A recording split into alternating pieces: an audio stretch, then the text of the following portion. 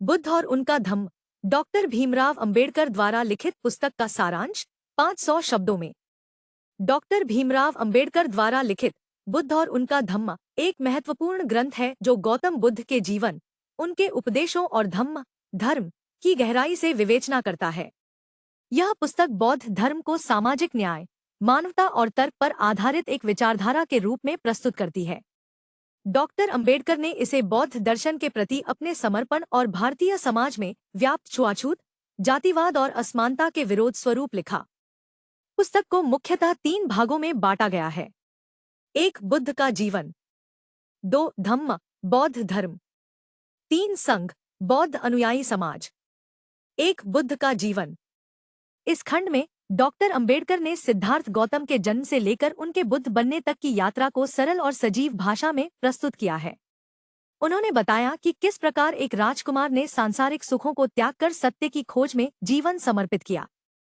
बुद्ध ने गहन ध्यान, तपस्या और अंततः बोधगया में बोधि वृक्ष के नीचे ज्ञान प्राप्त किया। उनका जीवन एक प्रेरणा है कि इंसान अपने विचार और करुणा से समाज में बदलाव ला सकता है। 2 धम्म बौद्ध धर्म। यह खंड पुस्तक का मूल है।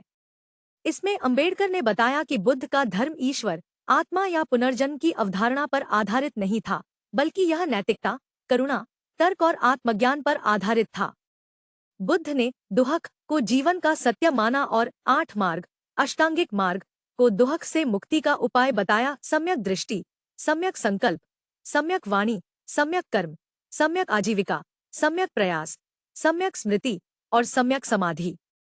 डॉक्टर अंबेडकर ने इस बात पर जोर दिया कि बौद्ध धर्म जातिवाद और सामाजिक भेदभाव के खिलाफ एक क्रांतिकारी आंदोलन था। यह समानता, स्वतंत्रता और बंधुत्व पर आधारित था। 3 संघ बौद्ध समाज। इस भाग में संघ के गठन और उसके महत्व को समझाया गया है। संघ का उद्देश्य था बुद्ध के धम्म का प्रचार और सामाजिक पुनर्रचना। इसमें महिलाओं को भी स्थान दिया गया, जो उस समय के लिए एक क्रांतिकारी कदम था। पुस्तक की विशेषताएं। अंबेडकर ने बौद्ध धर्म को केवल एक धार्मिक प्रणाली नहीं, बल्कि एक सामाजिक सुधार आंदोलन के रूप में देखा। यह पुस्तक उन लोगों के लिए विशेष रूप से उपयोगी है जो धार्मिक अंधविश्वासों से मुक्त होकर तर्क और मानवीय मूल्यों को अपनाना चाहते हैं। भाषा सरल, स्पष्ट और प्रासंगिक है, जिससे यह आम जन तक आसानी से पहुंचती है। निष्कर्ष। बुद्ध और उनका धम्म केवल एक धर्म ग्रंथ नहीं, बल्कि सामाजिक क्रांति का दस्तावेज है।